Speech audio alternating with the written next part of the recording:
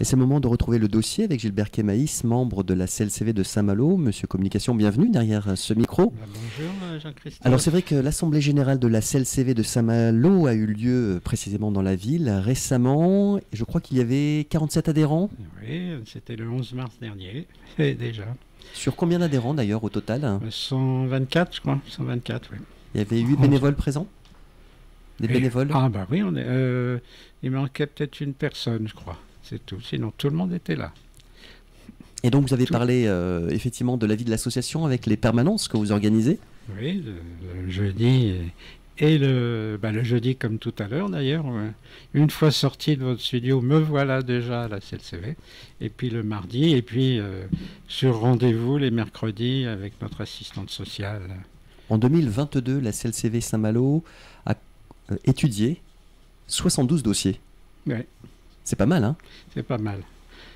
Je voulais un petit peu, si ça ne vous dérange pas, vous parler un peu d'histoire, vous savez que ça m'intéresse, et rappeler aux auditeurs que l'association, qui ne s'appelait pas CLCV, est née en 1952, donc c'est déjà un bel âge, 70 ans passés, et qu'ici, à Saint-Malo, l'union locale est née en 1970, quand même 52 ans, c'est bien aussi. Voilà. Absolument. Donc vous me parliez des dossiers, excusez-moi. Oui, peut-être rappeler pour les auditrices et les auditeurs quel type de dossier vous traitez à la CLCV de Saint-Malo, pour qu'on voit un petit peu qu'est-ce qui... Ah voilà, cette année, mais c'est souvent le cas, hein, ce sont les dossiers logements qui dominent.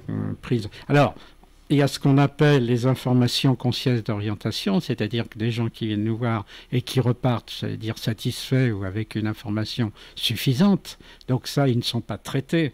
Mais on a ensuite les dossiers pris en charge de A à Z, c'est-à-dire là avec éventuellement un débat et la justice, il faut aller jusqu'en justice. Mais en général, la médiation est suffisante.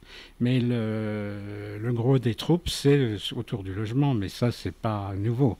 Hein, c'est le logement indécent, les rapports locataires-propriétaires, la copropriété, les travaux, parce que ça, quand on démarre des travaux à la maison ou dans sa maison, eh bien, on fait quelques erreurs, même des fois beaucoup, parce qu'on pense qu'on peut tout faire et on ne peut pas tout faire tout le temps et n'importe comment.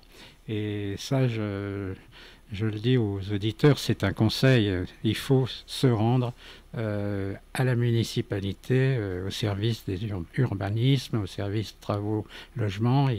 Là, on vous conseille normalement. Et quand on vous conseille pas, parce que parfois les agents, ils sont submergés et vous reçoivent pas toujours. Vaut mieux prendre rendez-vous d'ailleurs? Oui, c'est mieux. C'est mieux. Et puis ça permet au moins d'arriver avec et d'avoir un peu de temps.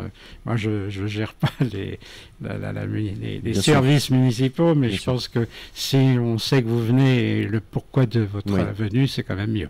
C'est mieux, oui. Alors en décembre dernier, vous avez eu aussi les élections des représentants locataires d'office HLM. Oui, on a deux représentants, Madame Pierre et Monsieur, je perds son nom. Campion, merci. Et là depuis des années d'ailleurs. Vous savez tout sur nous. Oui. Jean-Yves est effectivement élu depuis un certain nombre d'années, oui, effectivement. Est-il vrai que vous sensibilisez également aux aspects environnementaux, la CLCV? Expliquez-nous un petit peu, Gilbert Kémaïs, comment ça se passe, hein, cette sensibilisation-là Là, ça tombait bien. À l'Assemblée Générale, le directeur de la RME, Régime Malouine Delot, était là. Et par exemple, alors ça c'est une sensibilisation, j'allais dire, nette et précise, est venue avec des petits kits. D'ailleurs, je crois vous en avoir offert un il n'y a pas très longtemps. J'en suis l'heureux récipiendaire, tout à fait. Ça fonctionne. Ça fonctionne, vous voyez. Un kit du système hydroéconome. Hein, voilà, ça permet effectivement de faire un petit peu d'économie sur vos différents robinets. Oui, parce qu'il faut préciser aux auditrices, aux auditeurs que ça s'inscrit dans le cadre de la campagne Vigilance Sécheresse. Hein. C'est un sujet à l'ordre du jour. Là, je crois qu'on n'est pas sorti en Ille-et-Vilaine de ça. Et malgré les pluies, alors il y en a un peu là ces derniers temps, hier encore, mais je crois que ça ne suffit pas pour les nappes phréatiques et ça reste. Donc il faut tous faire des efforts. Hein. Bon, on va revenir un petit peu là-dessus parce que le 17 mars, vous avez visité, donc c'était guidé une usine, des usines d'ailleurs, hein, au pluriel, de stockage de la Malouine Delot. Racontez-nous un peu ça. Oui, alors et ça sera d'ailleurs la prochaine, une autre visite sur l'épuration, l'autre usine qui est à Grande-Rivière. Ah oui. C'est presque le nom bien choisi, effectivement. Bien choisi. C'est plutôt pour fêter le Canada, le Québec et les quartiers, mais tout ça c'est autre chose.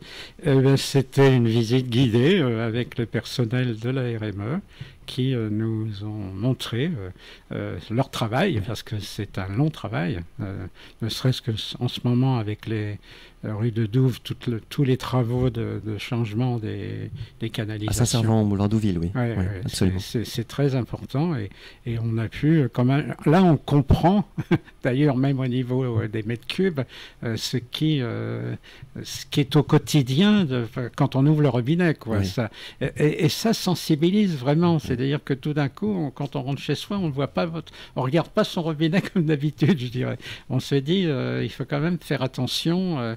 Et bien sûr, à la RME, c'est le point crucial, c'est détecter les fuites. Ça, c'est leur...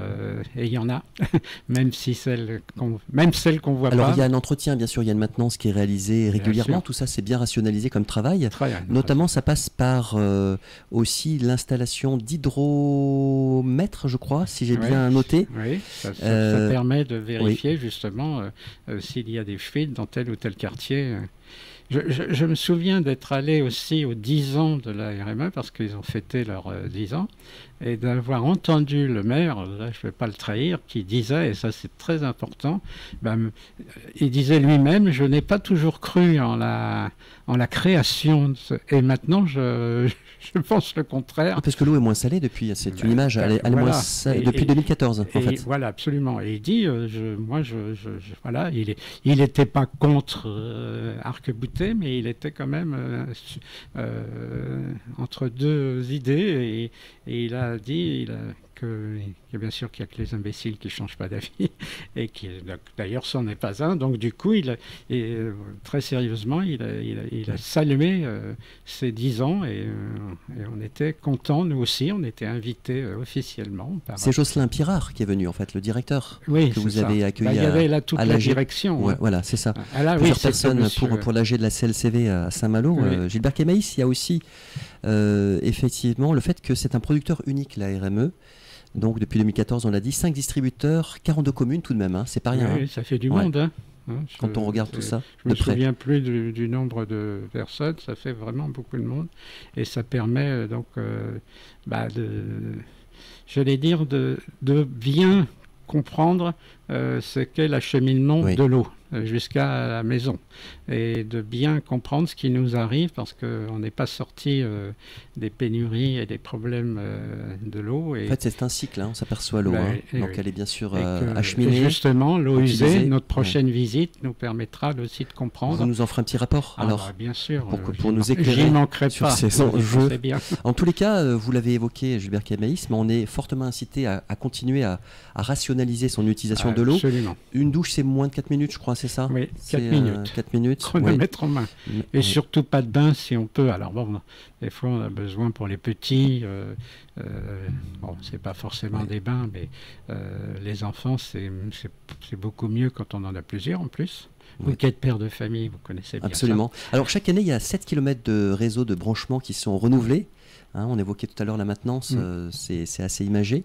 Les débitmètres sont posés, donc l'objectif, on l'a bien compris, c'est diminuer la perte en eau. Il y a aussi, lors de cette AG de la CLCV à Saint-Malo, Gilbert Kémaïs, le rappel par le président Gravran, de notion de bail, d'état des lieux aussi. Oui, des différentes. Vous avez parlé de logement tout à l'heure. Problèmes que l'on rencontre. Vous les connaissez, vous les avez notés. Les arnaques aux cartes bancaires aussi. Les arnaques. Et puis j'en profite, puisque vous parlez d'arnaques, vous parlez de la prochaine émission qui sera sur les arnaques, justement. Précisément. Au SMS. J'ai découvert ce que voulait dire SMS. Est-ce que vous le savez? Bah, vous allez me le dire. Ça veut dire short message service. Eh bien, écoutez, on en apprend tous les jours. C'est un anglicisme. Oui. Voilà. Il y en a qui disent texto, comme ça c'est plus français. Oui, mais vous qui vous intéressez à l'histoire, à la langue de Molière. Et donc on reparlera de ça et on reparlera aussi de la téléphonie. Vous savez que maintenant on a quand même des numéros repérables. Ça commence à s'améliorer parce que beaucoup d'anciens, surtout nos adhérents, il y a beaucoup d'anciens qui sont dérangés toute la journée. Oui. On a même rencontré un monsieur qui pendant le Covid les avait notés, tous les numéros. Il en avait 10 feuilles. C'est incroyable. Et pour eux, c'était amusé à se dire, bon, je vais voir. Alors, il notait à chaque fois, et c'était environ entre 3 ou 4 appels par semaine. Hein. Et donc, ça a duré quelques mois. Vous imaginez. Travail utile, effectivement. Vous vous intéressez aussi à savoir lire les devis d'entreprise, aussi à la SLCV. Hein, oui, souvent. Alors, ça, c'est une des pierres angulaires, c'est presque un jeu de mots, pour dire que entre ce qui est annoncé sur le devis et ce qui ensuite... Parce que pendant ce temps-là, les prix augmentent. Vous savez qu'en plus, il y a des délais pour obtenir ces travaux, et quand ces délais sont passés, on croit qu'on va dépenser la somme qu'on vous a annoncée, on vous en annonce une autre. Et ça, il faut faire très attention. Hein. Il y a du temps, et le temps c'est de l'argent, et là, ça le prouve complètement, l'adage.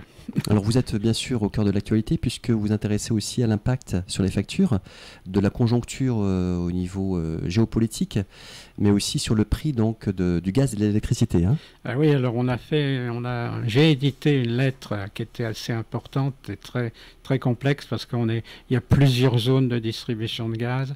Ici, je ne me souviens plus très bien, mais je crois que c'est les zones 2. En France, c'est découpé, et que les débits, le kilowatt-heure n'est pas de